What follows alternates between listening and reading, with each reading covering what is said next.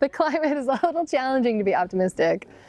I hope so. I mean, there's been glimmers of it in the past, and there are real solutions. Ropeless fishing is a real solution, and it's right there.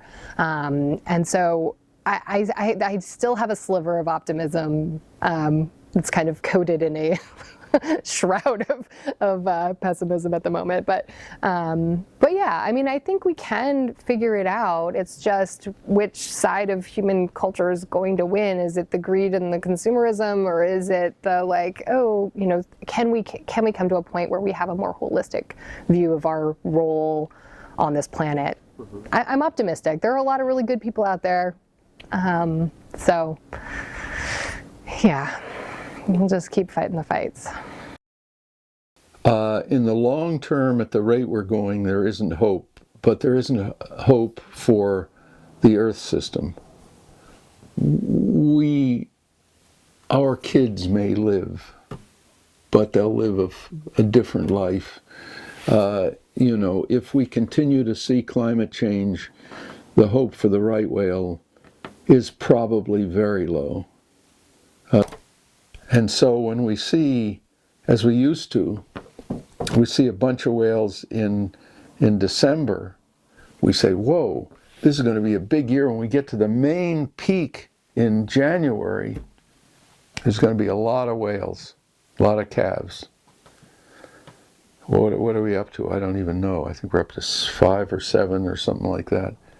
But those all came in December, and I think there isn't going to be an explosion in January. So I don't really like the way that's going, but I think probably they will hold their own for another couple of decades. Some of my colleagues say they're going to be functionally extinct in 20 years. That's a guess. Scientists guess. But they say this is a guess, and I think that's a guess. I don't like the future at all, no. For us and for them.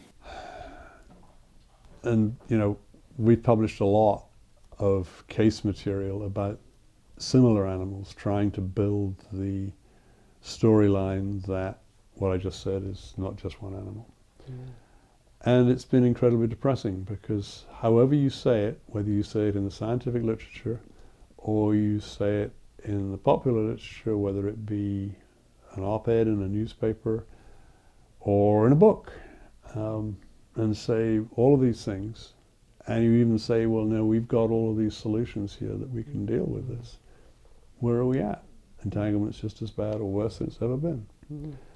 And so that's a very significant challenge, and it's a challenge to one's own legacy, and not my own alone. I mean, many of us who meet every year at the Right Whale Consortium and the Ropeless Consortium have the same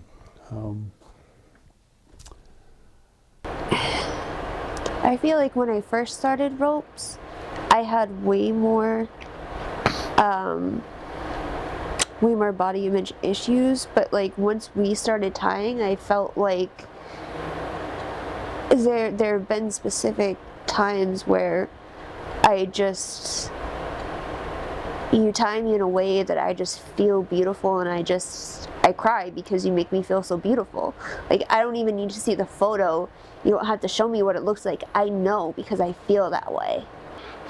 I think what makes us different is I fetishize her crying and being tormented, and I fetishize her emptiness at the end where she is completely and utterly happy, and like, you know, after y'all leave, she's gonna go relax and be completely zoned out for the rest of the evening. And you know, it's one of those things that nothing else gives us these feelings in our lives, and we're just people